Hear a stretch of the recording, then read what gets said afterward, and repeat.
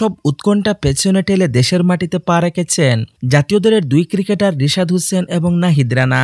Pakistan super league PSL খেলতে গিয়ে ভারত ও পাকিস্তান সংঘাতের মধ্যে পড়ে গিয়েছিলেন তারা। বাংলাদেশ বিমানবন্দরে নেমে পাকিস্তানে গত কয়েকদিনের ভয়াবহ অভিজ্ঞতার কথা জানিয়েছেন অলরাউন্ডার রিশাদ হোসেন। গণমাধ্যমের সঙ্গে আলাপে রিশাদ বলেন, উৎকণ্ঠা ছিল, তবে বিসিবি ও পিসিবির সার্বক্ষণিক যোগাযোগ মানসিকভাবে শক্ত করতে সাহায্য করেছে। আমরা খুব আতঙ্কিত ছিলাম, পরিবারের সবাই খুব দুশ্চিন্তা করছিল, দলে বিদেশি যারা ছিল তারা খুব নার্ভাস হয়ে পড়ছিল।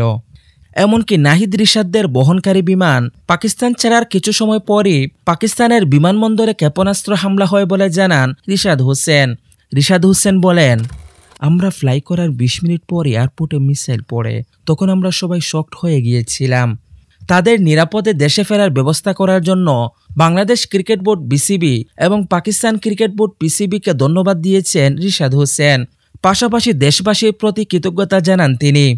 এদিকে মার্কিন প্রেসিডেন্ট ডোনাল্ড ট্রাম্পের মধ্যস্থতায় 10 মে বিকেলেই তাৎক্ষণিক এবং সম্পূর্ণ যুদ্ধবিরতিতে সম্মত হয়েছে ভারত ও পাকিস্তান, যার ফলে আবারও স্থগিত হয়ে যাওয়া PSL আবারও মাঠে গড়ানোর সম্ভাবনা তৈরি হয়েছে। টুর্নামেন্টটি যদি আরব আমিরাতে অনুষ্ঠিত হয়, সেক্ষেত্রে আবারও তার দল লাহোর কালান্দার্সের সঙ্গে যোগ দেওয়ার ইচ্ছে প্রকাশ করেছেন রিশাদ হোসেন। এই নিয়ে রিশাদ বলেন, PSL শিফট হয়ে দুবাইয়ে করলে সেখানে যাওয়ার চেষ্টা করব।